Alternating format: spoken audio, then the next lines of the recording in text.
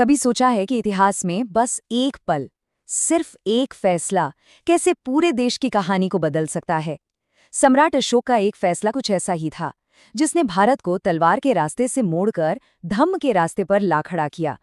तो चलिए आज इसी वैकल्पिक इतिहास की दुनिया में एक सफर करते हैं और देखते हैं कि अगर वो एक फैसला कभी लिया ही नहीं गया होता तो हमारा भारत कैसा होता। तो सवाल यही है, क्या होता अगर कलिंग के मैदान में बहे खून को देखकर अशोक का मन पश्चाताप से नहीं बल्कि एक विजेता के गर्व से भर जाता? क्या होता अगर धम्म की जगह दंड का शासन चलता रहता? क्या आज का भारत वही भारत होता जिसे हम जानते हैं? कलिंग का युद्ध इतिहास का वो एक मोड़ था जहां से भारत की तकदीर के लिए दो बिल्कुल अलग अलग रास्ते खुल गए। एक वो जिस पर हम सब चले हैं और दूसरा वो रास्ता जो एक अनकही कहानी बनकर रह गया। साल था 261 ईसा पूर्व, कलिंग युद्ध, और नतीजा 1 लाख से भी ज्यादा मौतें और उससे भी कहीं ज्यादा लोग बंदी। आप सोच सकते हैं ये तबाही कितनी भयानक रही होगी। और इसी मंजर ने अशोक को अंदर तक बिल्कुल झकझोर कर रख दिया। यहीं से वो कहानी शुरू हुई जिसे हम सब जानते हैं, उनके हृदय परिवर्तन की। तो यहाँ पर दो तस्वीरें बिल्कुल साफ हो जाती हैं। असली इतिहास में अशोक को अपराध बोध होता है और वो अहिंसा का रास्ता चुनते हैं, लेकिन हमारी इस दूसरी वैकल्पिक दुनिया में अशोक इस नरसंहार को एक जरूरी रणनीतिक जीत मानते। उनके लिए ये अंत नहीं बल्कि साम्राज्य विस्तार की एक बड़ी शुरुआत होती। तो अगर अशोक की सोच नहीं बदलती तो उनके राज करने का तरीका कैसा होता? ये टकराव था दो अलग अलग दुनियाओं का, तलवार की राजनीति और धम्म की राजनीति। सोचिए, अगर अशोक की तलवार कभी म्यान में वापस जाती ही नहीं तो मौर्य साम्राज्य की सेना कहाँ जाकर रुकती? शायद कहीं नहीं। दक्षिण भारत के चोल, पांड्य, चेर, श्रीलंका और बर्मा, उत्तर पश्चिम के यूनानी शासक सब उसके निशाने पर होते। मौर्य साम्राज्य शायद रोम की तरह एक विशाल, एक आक्रामक सैन्य महाशक्ति बन जाता। शासन की पूरी सोच ही अलग होती।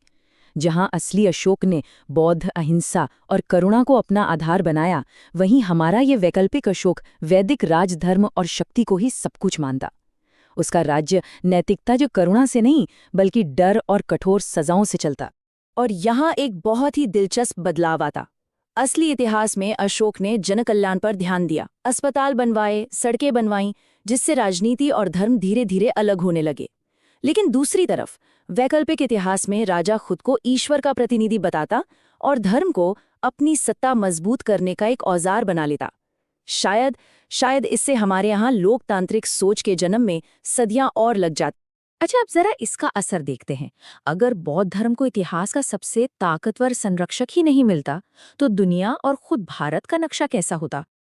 अशोक के बिना बौद्ध धर्म शायद भारत की सीमाओं में ही सिमट कर रह जाता। ना ये श्रीलंका पहुंचता, न चीन, न जापान, न कोरिया, और ना ही पूरे दक्षिण पूर्व एशिया में। जरा सोचिए, इसका मतलब है कि आज एशिया की आधी से ज्यादा सभ्यताओं की नींव किसी और ही विचारधारा पर रखी होती। और भारत के अंदर यहाँ इसका असर शायद और भी गहरा होता। बौद्ध धर्म की गैर मौजूदगी में जाति व्यवस्था और भी ज्यादा कठोर हो जाती। समाज सुधार की जो एक धीमी सी लहर उठी थी वो शायद कभी उठती ही नहीं। मठों और विहारों जैसे शिक्षा केंद्रों के बिना सामाजिक बराबरी का विचार पता नहीं शायद सदियों तक पनप ही नहीं पाता। तो इस दूसरे रास्ते पे चलकर भारत की अपनी पहचान क्या होती, दुनिया में उसकी छवि कैसी बनती? चलिए इसे समझने की कोशिश करते हैं। देखिए, हमारे सामने दो भारत की तस्वीरें हैं, एकदम अलग। एक तरफ है वो भारत जिसे हम जानते हैं, करुणा और अहिंसा वाला, दार्शनिकों का देश, और दूसरी तरफ एक ऐसा भारत जो शायद हो सकता था शक्ति और अनुशासन से चलने वाला, एक जबरदस्त मिलिट्री सुपर पावर। पहचान पूरी तरह से अलग, जमीन आसमान का फर्क। और जानते हैं, इस वैकल्पिक इतिहास का असर आज तक महसूस होता। महात्मा गांधी की अहिंसा की प्रेरणा में अशोक एक बहुत बड़ा नाम थे। हमारे संविधान में जो करुणा का भाव है और आज दुनिया में भारत की जो सॉफ्ट पावर है, उसकी जड़ें अशोक के उसी एक फैसले में हैं। उस दूसरी दुनिया में वसुधैव कुटुंबकम की जगह शायद राज्य सर्वोच्चपरी का सिद्धांत हो। तो अब हम अपने इस विश्लेषण के अंत में पहुंचते हैं, जहां हमें ये सवाल पूछना होगा कि अशोक की विरासत का असली मतलब क्या था, एक विजेता बनना या एक मार्गदर्शक बनना? ये एक मुश्किल सवाल है ना? क्या एक ताकतवर सैन्य साम्राज्य की कीमत एक नैतिक राष्ट्र से ज्यादा थी? क्या अशोक का वो फैसला भारत के लिए सही था या गलत? इस पर दो नजरिए हो सकते हैं।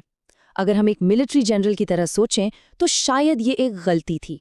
अहिंसा की नीति ने सेना को कमजोर किया और यही मौर्य साम्राज्य के पतन का एक कारण भी बना। लेकिन अगर हम इसे इंसानियत के नजरिए से देखें तो यकीनन ये एक शानदार फैसला था। इसने भारत को एक आत्मा दी जिसने ताकत से ज्यादा इंसानियत को चुना। और अंत में शायद सबसे जरूरी बात यही है, अगर अशोक बौद्ध ना बनता तो भारत एक शक्तिशाली विजेताओं का राष्ट्र जरूर होता, पर शायद अपनी वो आत्मा खो देता जिसकी बात हम कर रहे हैं। भारत एक विजेता होता पर दुनिया को रास्ता दिखाने वाला मार्गदर्शक नहीं। आज भारत जिस नैतिक नेतृत्व की बात दुनिया के मंच पर करता है, उसकी जड़ें अशोक के उसी एक फैसले में